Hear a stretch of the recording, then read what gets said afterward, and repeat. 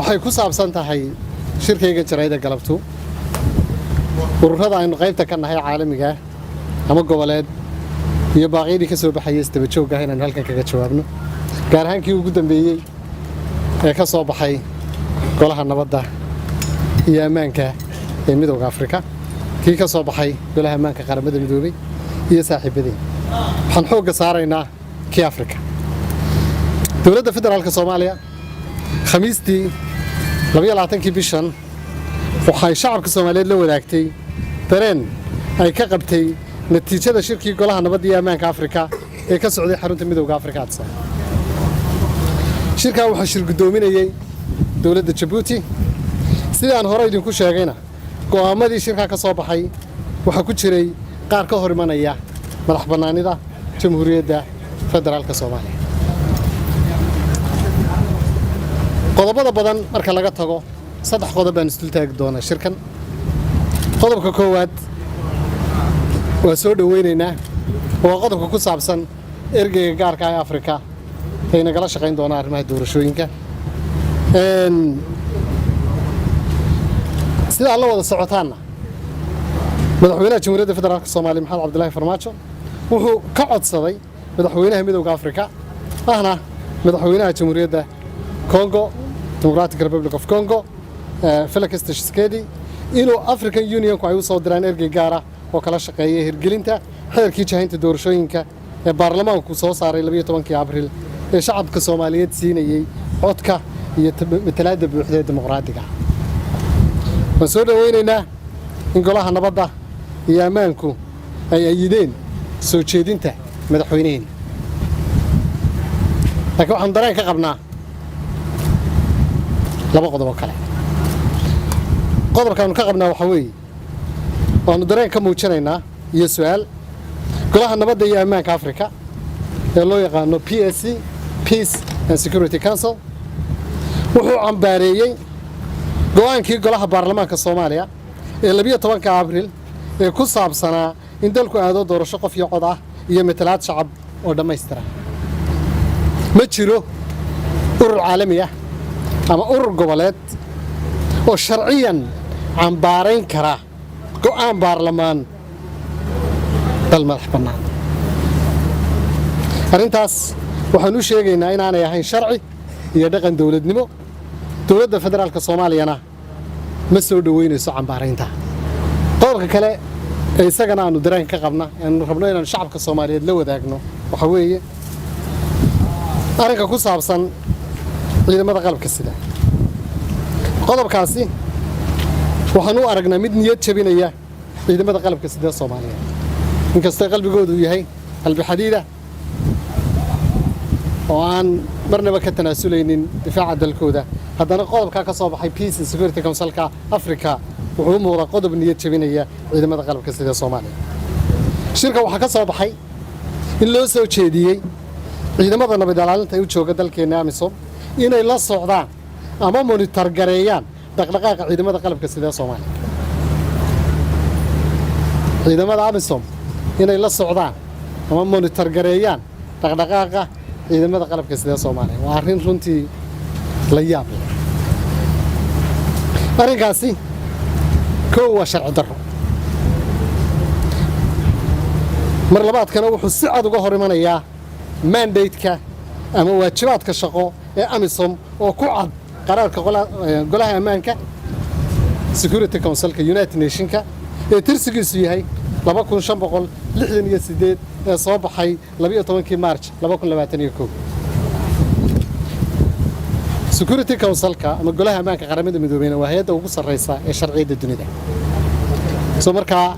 kan Afrika wuxuu ka hor imanayaa kii weynaa ee Security Council-ka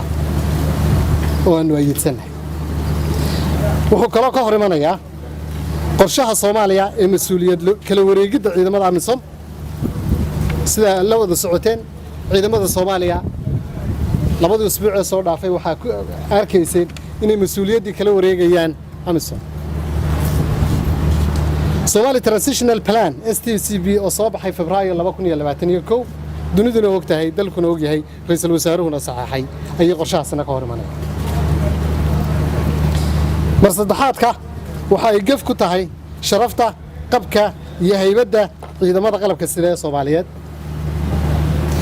askariga Soomaaliyeedna ma aha askari waxa loo sheegi karo xitaa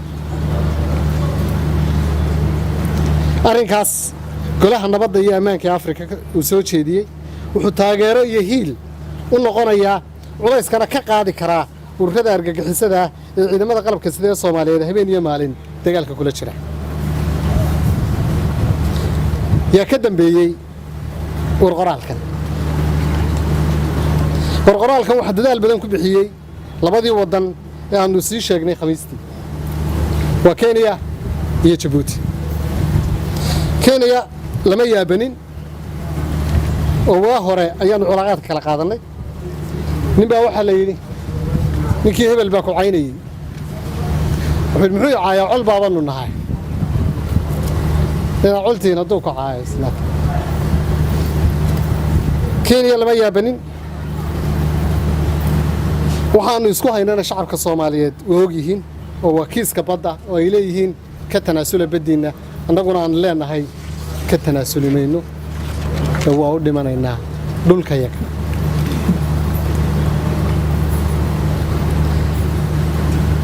mana yahayn runtii qaanuuniyan ama sharciyan ama common sense maskax ahaanba dal aanu sidaa isu haynaa oo aanu maxkamad isula jirnaa inuu tafatire ka noqdo faaqidaadda arrimaha yaga dal aanu sidaa isu haynaa oo xidhiirkii kala goosannay oo aanu maxkamad isula jirnaa inuu tafatire ka noqdo isteedmanada arrimaha Soomaaliya lagaga hadlayo waa nasiib darro runtii marka lama yaabanin iyaga wadafa laakiin waxa la yaab kale waxa weeye dawladda Djibouti oo wali ku taagan